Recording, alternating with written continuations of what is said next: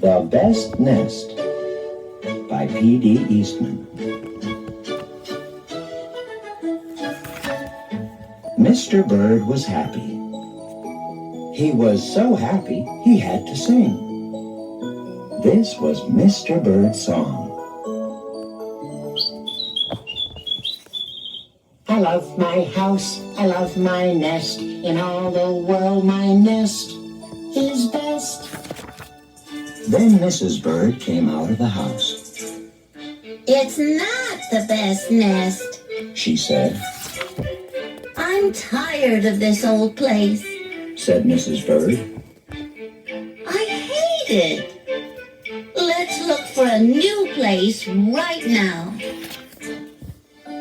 So they left the old place to look for a new one.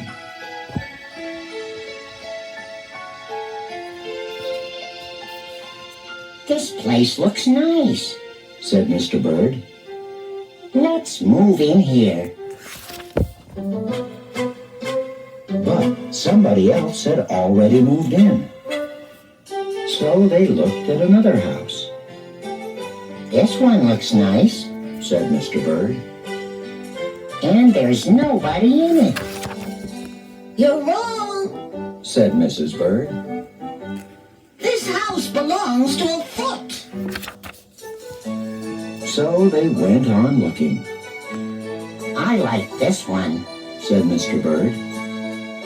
It has a pretty red flag on the roof, I've always wanted a house with a flag. said Mrs. Bird.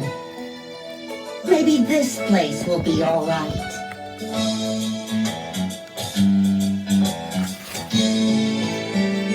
But it was not all right. I guess I made a mistake, said Mr. Bird. You make too many mistakes. Said Mrs. Bird. I'm going to pick the next house. And here it is, right here. They flew in. They looked around. Isn't it too big? Asked Mr. Bird. I like this big place. Said Mrs. Bird. This is the place to build our new nest. They went right to work. They needed many things to build their nest. First, they got some hay. They got some soda straws and broom straws.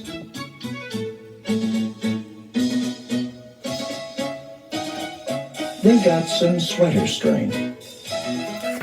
They got some stocking string and mattress stuffing. They got some horsehair. They got some man hair. Soon they had all the hay, all the straw, all the string, all the stuffing, all the horsehair, and all the man hair they could carry.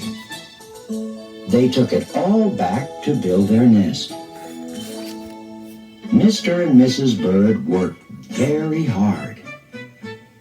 It took them the rest of the morning to finish their nest, This nest is really the best.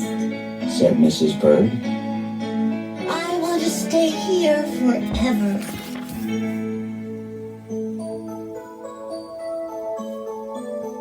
Mr. Bird was very happy too. He flew to the top of his house. He sang his song again. I love our house, I love our nest. In all the world our nest is best. He was so busy singing, he didn't even see Mr. Parker coming. Every day at 12 o'clock, Mr. Parker came to the church. Mr. Parker came to pull a rope. The rope went up to the bird's new nest. The rope rang the big bell right under Mrs. Bird's nest. Mrs. Bird got out of there as fast as she could fly.